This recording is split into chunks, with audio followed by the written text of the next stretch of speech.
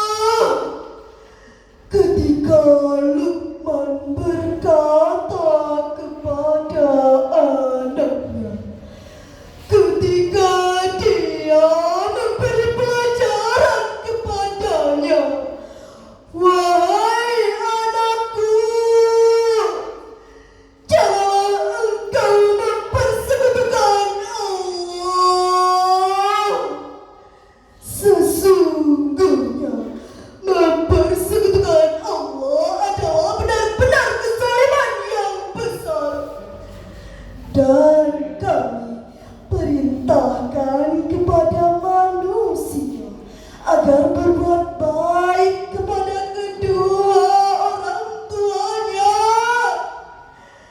Ibunya telah mengandungnya dalam keadaan lemah yang bertambah-tambah dan menyapinya dalam usia 2 tahun. Bersyukurlah kepadaku dan kepada kedua orang tuamu, hanya kepadaku kembalimu. Maha benar Allah dengan segala firman-Nya.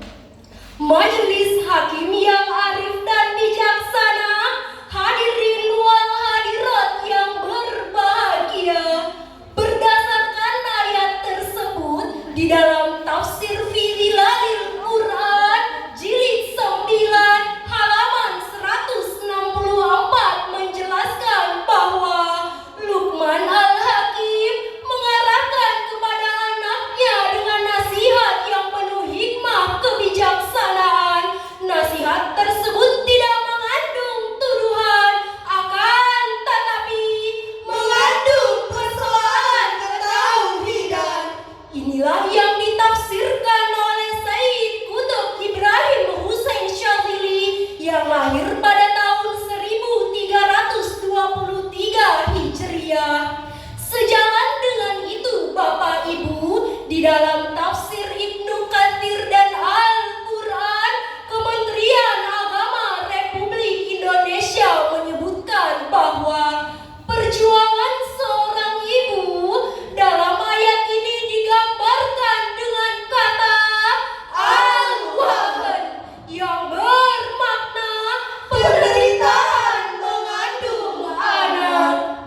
Oleh karena itulah Bapak Ibu, kita diharuskan untuk berbakti kepada kedua orang tua agar pendidikan karakter bisa terlaksana, karena dialah yang mengasihi kita dan dia pula yang berusaha.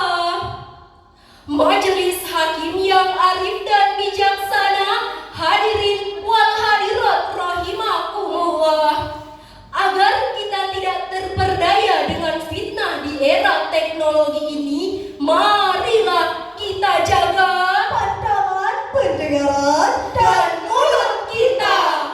sebagaimana nasihat Raja Ali Haji dalam Gurindam 12 pasal ketiga berikut ini.